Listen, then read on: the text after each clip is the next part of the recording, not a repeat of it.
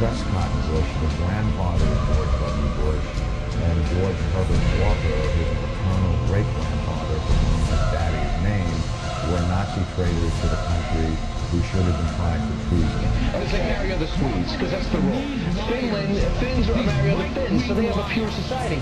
And the British operated a number of interrogation centers during and after World War II, including one called the London Cage, where German prisoners were beaten, deprived of sleep, and threatened with death. And I hate to say it, but I think you're a brainwashed Nazi.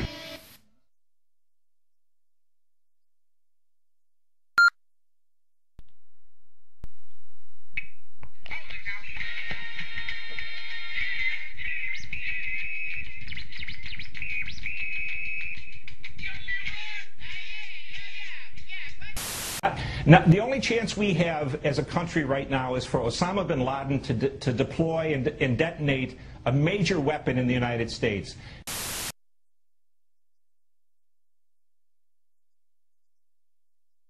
Republican efforts to sabotage President Obama hit a speed bump today. The October job numbers came out this morning.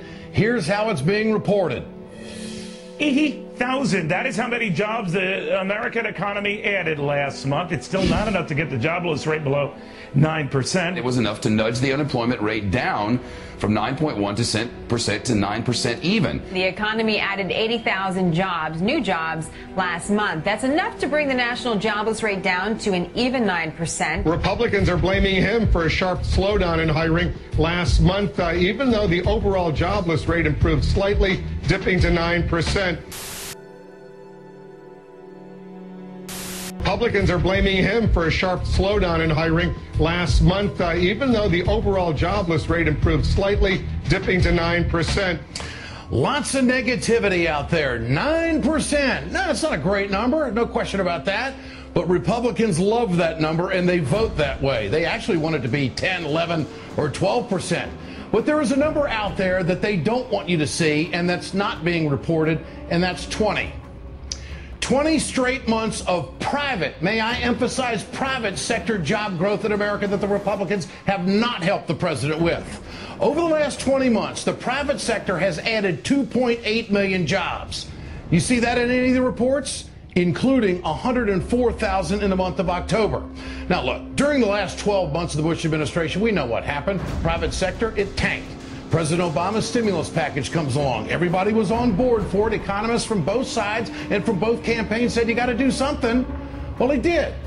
He did the stimulus package, stood behind the automobile industry, gave them a loan which they are paying back, and basically drove the country out of the ditch. Today, what's happening? Pretty good numbers on Wall Street, don't you think? If you're a fat cat. I mean, you're looking at big business in this country that is sitting on $2 trillion of assets. And let's not forget the oil boys. The big five oil companies, they have made over $100 billion in the first 3 quarters of this year, and they are headed for more record profits. By the way, that's you at the gas pump helping them out. Here's the bottom line. State, local governments relied on the stimulus package to pay firefighters, to pay police officers, to pay teachers.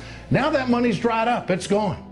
And 430,000 public sector employees have lost their jobs since February of 2010, and the Republicans love it. Here's the flow chart. It's real easy to see what team you want to be on. The red line is jobs, government jobs that have been cut. The blue line, of course, is private sector jobs going in the correct direction. Now, whose side do you want to be on? When you take a look at what's happening in Ohio, this is all these Republican governors who want to cut jobs. That's what they want to do. They want to get rid of the firefighters. They want to get police officers. They want to cut education. All of the Republican governors that have been elected, that's where they want to go. They don't want to help Obama do this. They don't want to help the Democrats do that. Even with all the obstruction that has taken place in this country, we have got private numbers. But the media is not reporting it. They didn't say the word 20 straight months of private sector job growth. All they talk about is, well, government's too big and we got to cut it. Just think, if we would tax the top 1% in this country, what our job numbers would be. Rising tide lifts all boats, right? On Thursday, the Republicans blocked a bill which would have created hundreds of thousands of construction jobs, by taxing the top 2%. The president called them out from the G20 summit today in France. The bill that they voted down yesterday, a component of the American Jobs Bill, essentially said we can create hundreds of thousands of jobs, rebuilding our infrastructure, making America more competitive, and the entire program will be paid for by a tax not on millionaires, but people making $1 million a year or more, which in the United States is about a little over 300,000 people. You know, what they've said is we prefer to protect 300,000 people rather than put hundreds of thousands of people back to work and benefit 300 million Americans who are hurting because of low growth.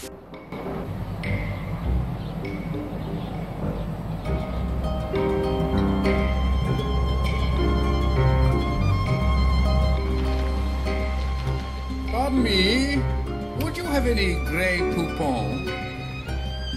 But of course.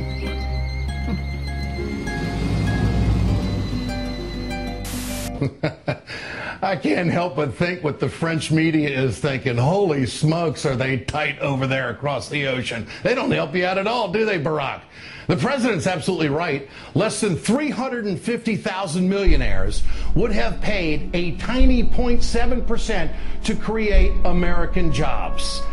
Well, the Republicans, when they hate the president, they're just not going to move. They hate him more than they care about the 99.8% of Americans. Here's the bottom line. Outsourcing. The Republicans have been against jobs staying in this country. They think it's all to the bottom line. What was the story this week?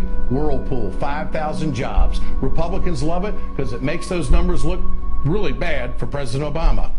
Let's not forget the 120,000 postal workers that are going to be cut because the righties in the lame duck session of the Congress in 2006, they dropped a bombshell on the Postal Service telling them that they had to pre-fund their health care and their retirement 75 years in advance in a 10-year window. Let's not forget that. How about the radical governors of Walker, Kasich, Christie, Snyder, and Scott? You could go to all of those states and you will find that the public sector employees have been cut big time. The firefighters, the police officers, and the teachers. And where have the tax cuts gone? To the top 1%. And oh, by the way, I think those Republican governors are just as guilty as the Republicans in Washington. Whose side are you on? I ask this question often. How much more evidence do you need that the Republicans undoubtedly have a playbook? They are playing it to a T. They are trying to sabotage this economy, and they got the media in their back pocket.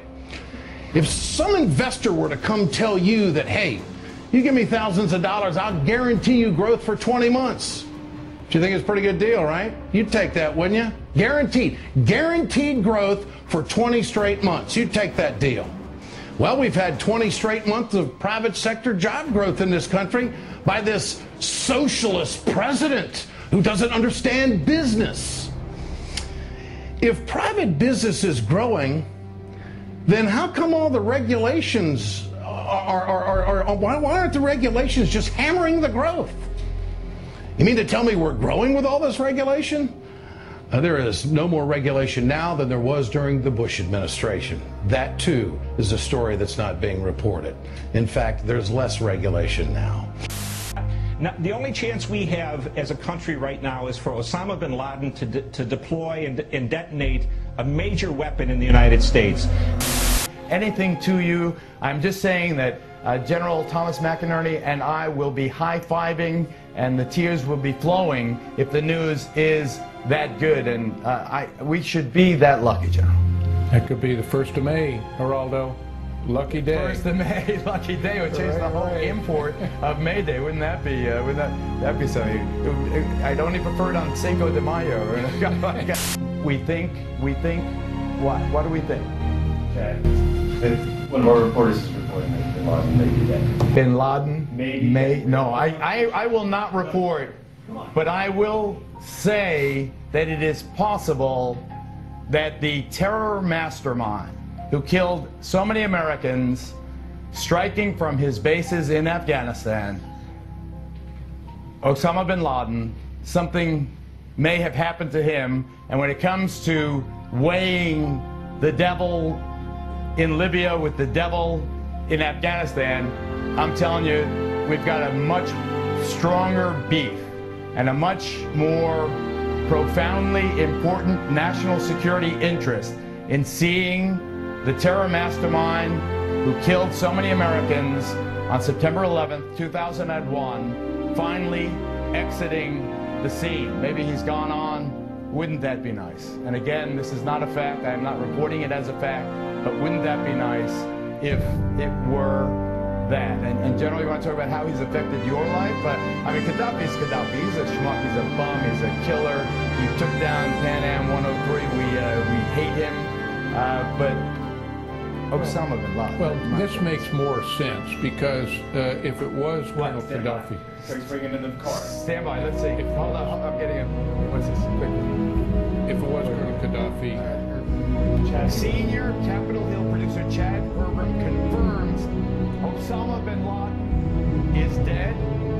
Senior Capitol Hill producer Chad Herbert confirms Osama bin Laden is dead. Can it be, ladies and gentlemen? Could it be? This Chad is one of the best in the business.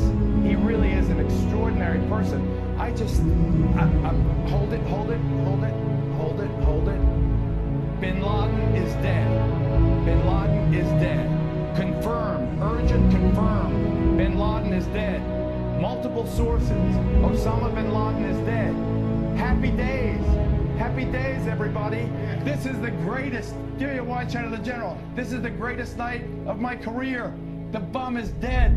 The savage who hurt us so grievously. And I am so blessed. I'm so privileged to be at this desk at this moment.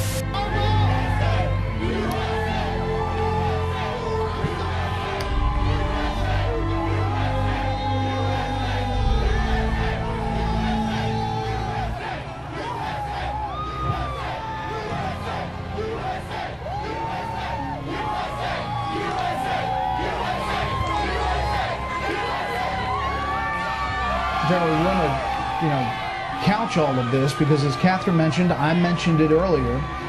Obviously there's a lot of emotion. There's a lot of people that are very happy that this day came, and it's spilling out into right in front of the White House.